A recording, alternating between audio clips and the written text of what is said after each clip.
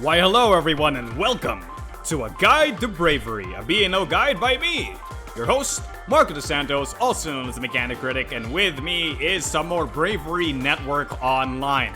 Now listen, I bet you're a newbie.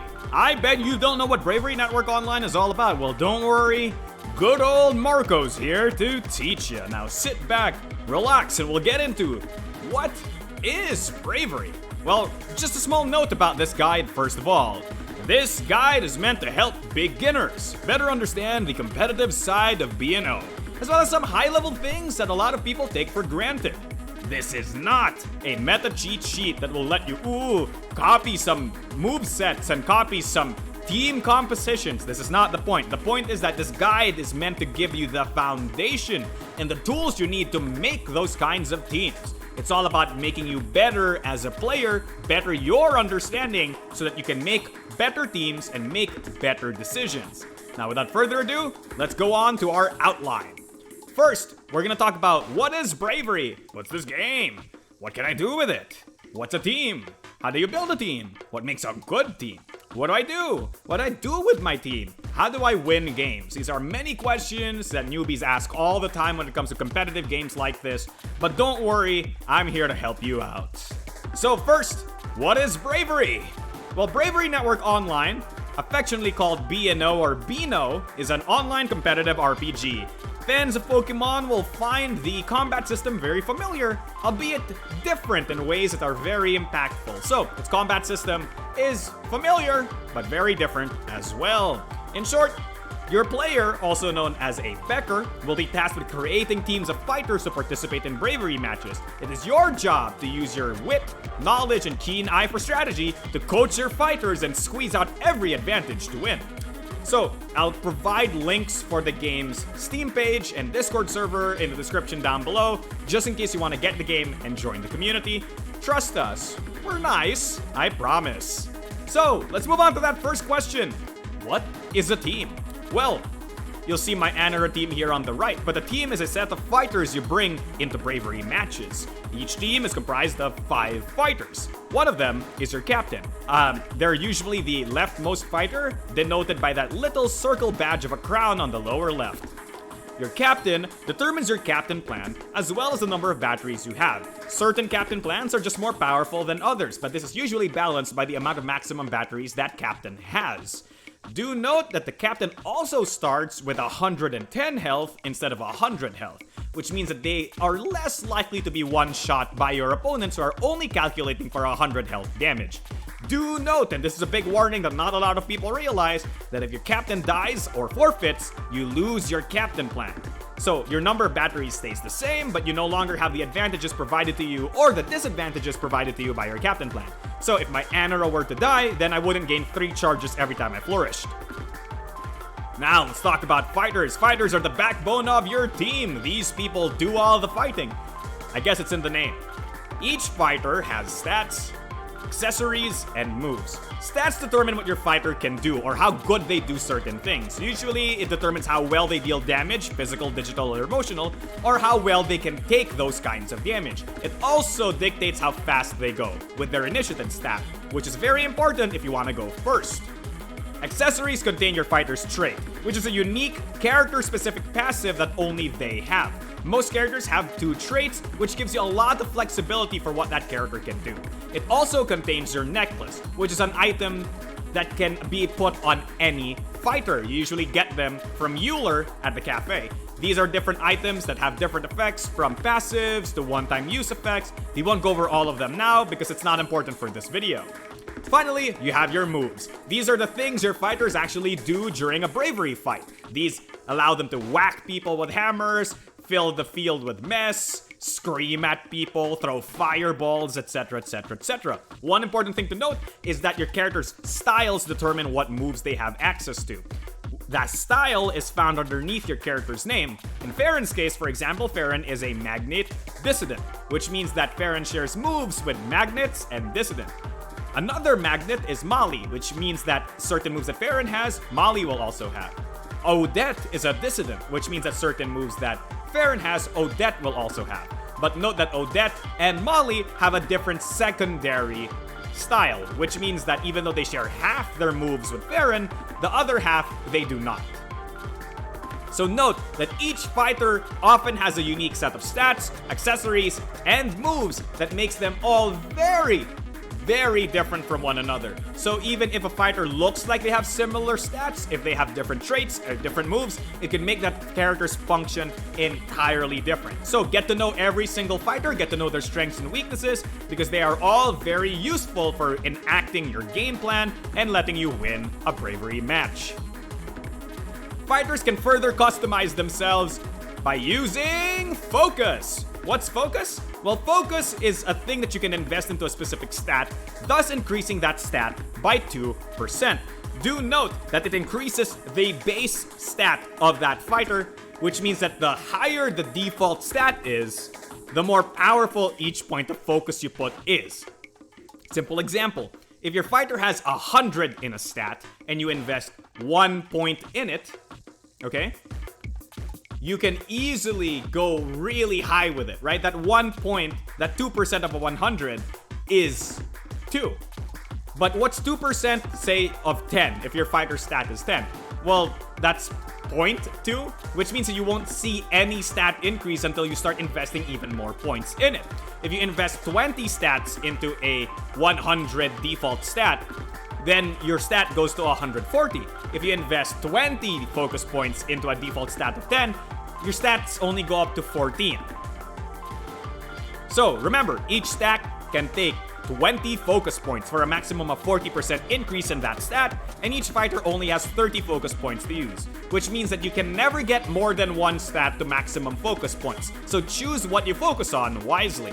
A common breakpoint that I want to tell all of you right now is that you may want to get your defensive stats to 40 if your character cares about not dying, because getting a defense stat to 40 means that you will not get one shot by most unboosted attacks, which is very important if you want them to survive random hits. So now, we know the fighters who can comprise your team. Let's start building one. Building a team comes in 5 easy steps. First, you need to settle on the win condition. Then, you need to identify that win condition's key elements. Then, you slot in tech. Surprise! You do it again. And then finally, you accept your team.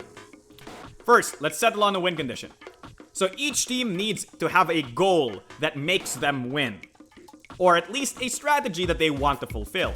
Usually, this goal or strategy is referred to as your win condition. Identify what strategy, fighter, move, trait, etc. you want to use in order to attain victory and stick to it. It's a very common mistake for newbies to try to cram as many win conditions and cool things into their team as possible, but that leaves your team lopsided, unbalanced, unfocused. If you try to do everything, you'll end up doing nothing because you won't have enough support and you won't have enough tools to make any one of them work, which means that you'll just get bodied and sweat. That's really the case. So, here are some common win conditions. Note that these are not all the win conditions. These aren't the best win conditions. These are just some examples for you to look at. Stalling, which means that your team is nigh unkillable. They heal, they take hits, and they give your opponents feelings that slowly kill the opponents over time. Sweeping, you have a very powerful fighter that requires a lot of help in order to get going. But once they get going, they can 1v5 entire enemy teams. And finally, aggro. These teams are just comprised of a bunch of fighters who are really good at punching things. So much so that when they die, they usually take down one or more fighters along with them. So if you do the math, if every fighter on their team kills 2 fighters on your team, you're eventually gonna lose, even if their team members die. So, what if you're a newbie? Marco, I don't know what win conditions are. I don't know what they do. I can't think of anything right now. Well, B&O has really gotten this right because they provide you with a really easy way to identify win conditions. Captain plans. Captain plans are very powerful, team-wide bonuses that provide you a large benefit during the match when you do something or when you perform a specific action. For example, on the right, we have Farron's Captain Plan. If you make the opposing captain forfeit by hitting them with an attack, you gain 10 charge, which is equivalent to 2 batteries. That's insane. So if you're using Farron's Captain Plan, the game plan is simple. Find a way to lure and trap the opposing captain and then kill them. Usually this involves using handshake shenanigans, So note that even if you have captain plans, and I just said captain plans are a great way to identify your win condition, sometimes captain plans are just workhorses or tools for your win condition to function. The captain plan need not dictate your entire win condition. Some teams don't even focus on it at all. I have an Anora team that does not rely solely on the Anora captain plan to work. In fact, the Anora captain plan is only ever useful on Anora herself. Everybody else kind of doesn't really care about it that much. Now, you have your win condition. Let's talk about the things that make your win condition work. Certain things on your team will be key and crucial to making your win condition work. These are what I like to call your key elements. It's important to know what the key elements of your win condition are because it dictates what you can or can't afford to get rid of on your team. If something is a key element, you usually can't get rid of it because it would get rid of your entire win condition. So in a team that, for example, uses a sweeper to sweep the enemy team, the fighter who sweeps is a key element, obviously. But less obvious is the fact that the fighters who buff or provide support to your sweeper are key as well, because the sweeper will not be able to function without them. More than fighters, actually, specific moves, specific traits, and specific abilities can also be considered key elements if they're that crucial to making your team's win condition work. For example, in my aforementioned sweeper team, Anora needs Mess, a specific field effect, to be up in order to sweep because it makes her faster. So Farron needs to run Make a Mess on his set because that's the only way you get Mess. So Mess becomes a key element, so even if I want to give Farron more moves, I can't afford to get rid of Make a Mess on his moveset. Next up, slot and tech. Slotting in tech is probably the most misunderstood part of team building, mostly because people tend to hyperfixate on it too much. They go like, oh, my team is lacking in this, let's put that in. My team is weak to that, let's put that in. But first, notice that slot in tech is the third thing I put on this list, because the slotting in tech only starts working if you've identified the key elements on your team. Because once you've identified all the key elements in your team, you'll notice, oh, this character has an empty space. Oh, I still have an empty fighter slot left. Remember, slots for tech or tech slots only start mattering if you've already dedicated the slots to your main win condition. So tech slots allow you to cover your main condition's weaknesses or provide them support in ways that make their job easier, but not in ways that make it crucial. So for example, as much as it would be great for Anora to have Tidy or D-Wave support, it's not required to make that win condition work. It just makes it easier, but it's not required. So this is where moves like Tidy or Disruption Wave, all these moves that people keep hyper-fixating on come in. This is all well and good, but just remember that you don't need to run all the tech. Just the ones that mess with your win condition to a significant degree. This means that if your team, for example, uses Detached Wendell, whose trait means that they do not take damage from non-attack sources, well, you don't need Tidy as much because, well, you're immune to pop-ups. Your main win condition's immune to pop-ups, so why waste a slot on Tidy or D-Wave? Now, if you have other reasons why you want to run Tidy or D-Wave, all well and good, but just don't default to running Tidy and D-Wave on characters simply because, oh, I need to clear pop-ups. If your team doesn't switch out a lot anyway, why run it? Or if your characters are immune to the damage, why care anyway? Now, that was a lot of steps. That was a lot of things to talk about. Surprise, we have to do it again. So now that you've done steps 1 through 3, you actually have to do it again with your team, but with a different win condition? Well, here's the thing. Trying to win a game of B&O with just one win condition is a fool's game, because if anybody catches you on a read, or if they just use fair and handshake shenanigans to get your win condition in, it gives you a single point of failure that if that thing dies, you auto lose the game. And that's not a really good strategy. If one thing dies, you lose the game. So you need to have backups or contingencies to fall back on just in case your main win condition doesn't work out. But then you're wondering, wait a minute, Marco. I've dedicated so many slots already to the tech, to the main win condition. How can I afford to have another one? Well, look at your win condition, look at your team, and see if other win conditions are a natural fit. One big thing here is that multiple win conditions actually share many common key elements. If you're running a sweeper team, for example, maybe another sweeper on the cast appreciates the same kind of support you have. So for example, here, Sayla appreciates the similar support of pop-ups that my Anarab wants. So putting Sayla in as an alternate win condition is a really good fit. However, and this is very important, sometimes your team doesn't have an overlap of key elements with other teams, right? So sometimes you may need to build a completely separate win condition into it.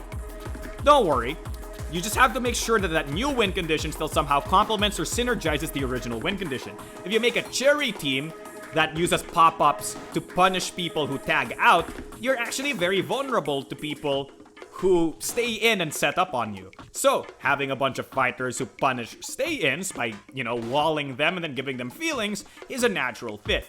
This usually means that you want your tech slots to also be the alternate win condition, because notice that one of the weaknesses of the cherry team is that people stay in. So, having the tech slots to counter that could also be your alternate win condition. Now, that was a doozy. That was a lot to talk about. Now you just gotta accept your team. What does this mean? I think this is the most important step to building a team, because a lot of newbies especially tend to get lost around this stage. Your team is not perfect. Newsflash, it will never be perfect. Why? Because certain win conditions will be a natural counter to yours and will beat you no matter how much you try to tech against them. A lot of newbies do this thing where they're like, oh, I lost to X thing, so now I need to run something that counters that. Oh no, now another thing has beaten me, I need to run another counter to that. Here's the problem with that though. No team will be good against everything no matter how hard you try to tech. Because if that team existed, it would just be completely overpowered and the devs wouldn't allow it to exist. So, trying to tech for everything and trying to be good against everything means you'll be good against nothing, because now you're doing a similar thing to the win condition where you're trying to put all sorts of disparate elements onto your team, so much so that you start losing the things that make your team good to begin with. So it will just make you completely mediocre at trying to deal with anything else, which isn't a good way to win games. Just accept the fact that certain strategies and certain teams will be favored against you. You can still win by having good decision making and performing great reads. Now, we've talked about all the steps. Let's do it live. Let's show you an example team. Let's talk about that Anara team that we had at the beginning of the video.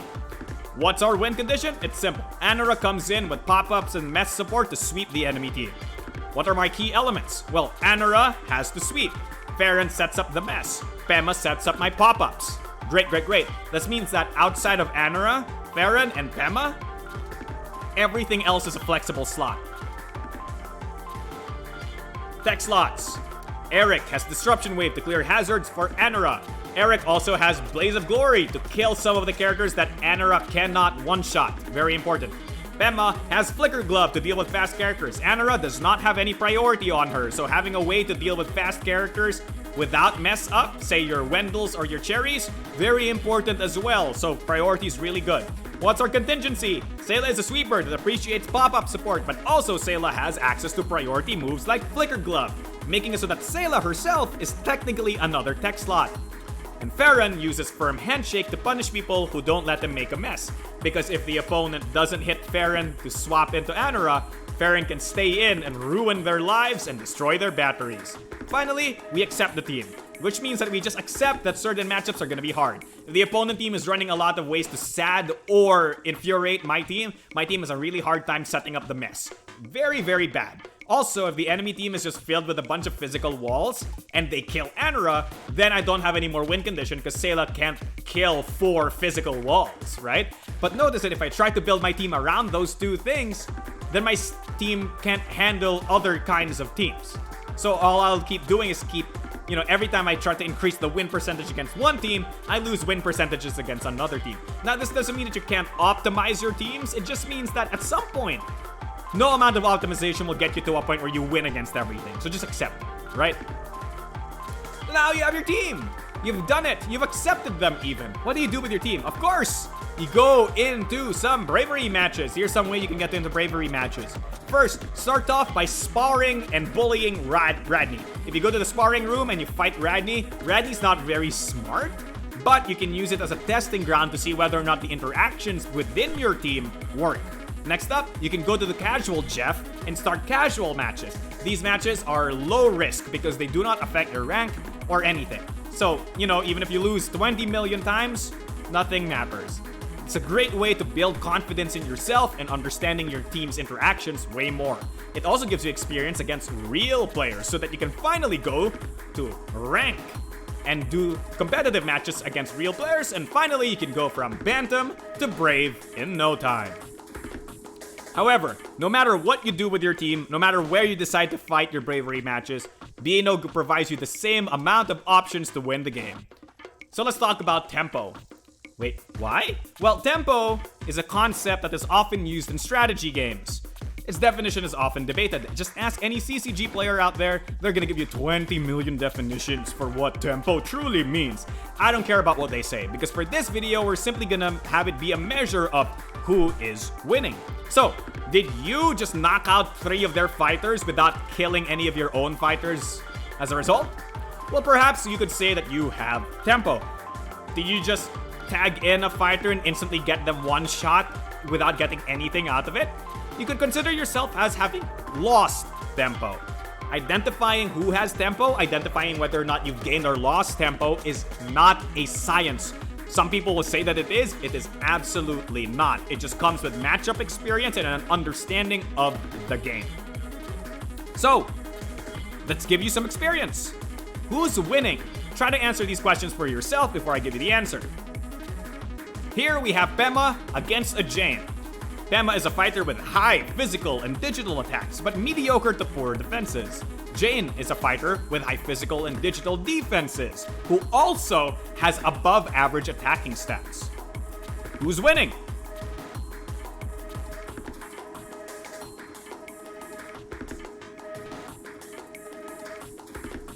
Now, obviously, a lot of factors can dictate whether or not one character is winning. Does Pema have more health? Does Jane have no health? Does Pema have this move? Does Jane have that item?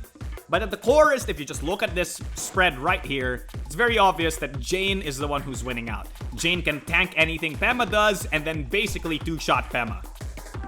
Very simple, right? Of course, real matches are way more complex than that, but just getting this amount of experience will help you identify those situations in actual matches when they come up. Next, let's try another one. Here you have Fel against Sayla. Fel is a fast glass cannon that can one-shot any fighter, but is one-shot by any fighter in return. Sayla is a slow bruiser who has access to tons of damage and can take damage herself. But Sayla also can use priority moves that ignore who's faster. Who's winning?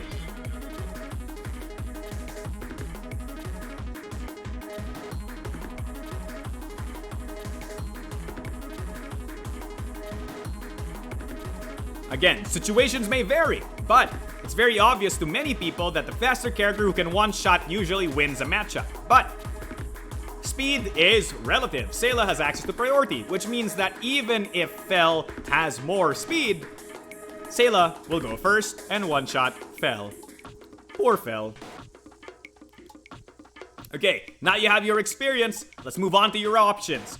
There are many ways that you can win the game, but really it all boils down to using strategic decision making to generate tempo for your team. And if you just generate enough tempo, you'll win. So, BNO provides you 2 main avenues for creating tempo. Using a move, tagging out. Let's talk about using a move. Likely the most common action you'll take. Often provides the biggest amount of tempo, but is heavily reliant on the specific matchup that you're in. Because these things will often create tempo for you, right? If you kill the opposing fighter, if the opposing fighter is damaged so much that they could be killed next turn. If the opposing fighter's main strength is set back, this means that you reduce the attack of a sweeper. This means that you put a damage over time effect on a stall wall. Or if your ally is buffed or strengthened. So you use a setup move like Mentor, or you use a field effect like Mess or pop-ups to support your sweeper. Or you heal an ally using your feelings by cheering them.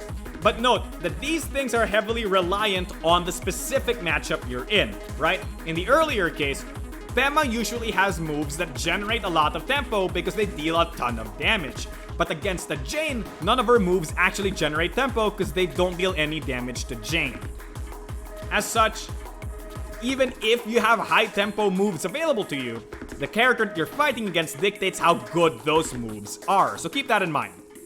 So, the interactions between two fighters are made significantly different by the usage of batteries, because batteries allow you to parry and flourish attacks. Parries let you ignore damage and harmful effects of the opponent's move at the cost of a maximum battery for the rest of the game. This means that you need to spend one battery to use it, and you also lose one maximum battery in the process. So if you have two maximum batteries and 5 charges, which means 1 filled battery, if you parry, you will end with 0 filled batteries and 1 empty battery. And your maximum battery is now 1 instead of 2.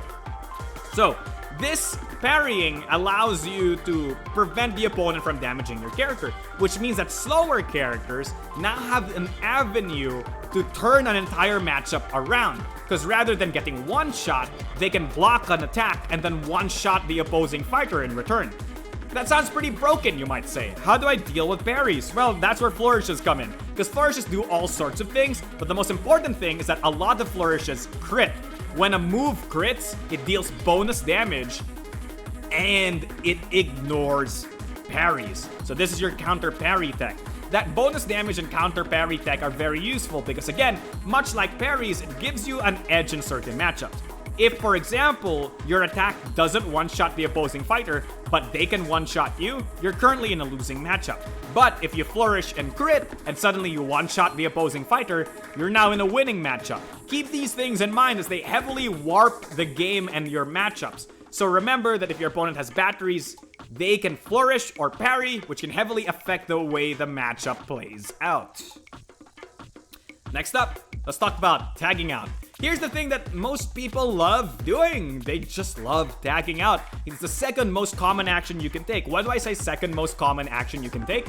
Because if you keep spamming moves against the opponent, at some point you could possibly win. But if you only tag out, you will never win. So in any given matchup, one fighter's stats, accessories, moves mean that they're currently not favored, much like in that Pema versus Jane situation. So tagging out simply gives you the ability to switch to a new fighter whose stats, accessories, and moves may be different, which changes the board state, which changes who has tempo. Here's the following situations where tagging out creates tempo for you. You switch out to a fighter that is in danger of being one-shot. So if your current fighter's in danger of dying, swap it out. If you switch into a fighter that takes minimal damage from the opposing fighter, say you tag in a Jane against a Pema who tries to hit somebody with a physical attack. Good job. Finally, you switch into a fighter that threatens to use a move that will give you tempo.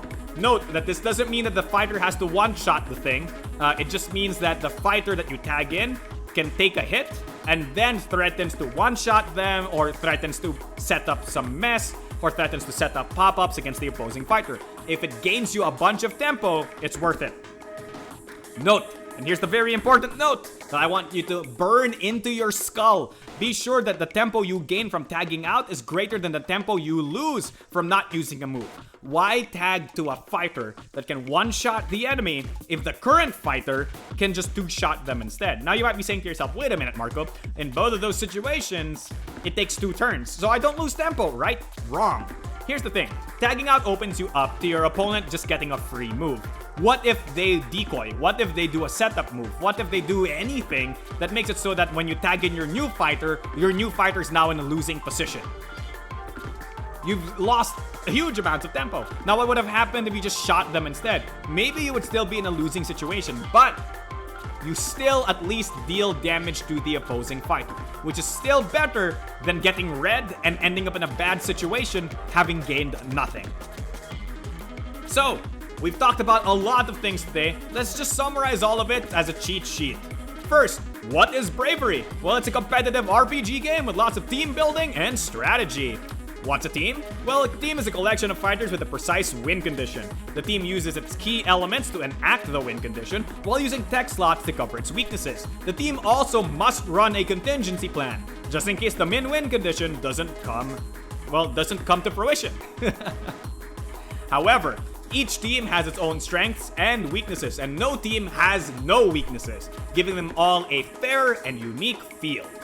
So what do I do with my team? Well, once you have your team, go participate in Bravery Matches, go play some games. Make sure to make good use of moves and tag outs to generate tempo for your team so that you can win the match. And finally, don't forget that batteries enable people to parry and flourish, which affects how certain matchups can interact with each other due to how powerful those parries and flourishes can be.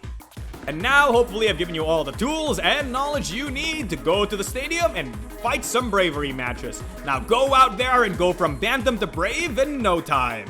I'll see you in the next video. Bye!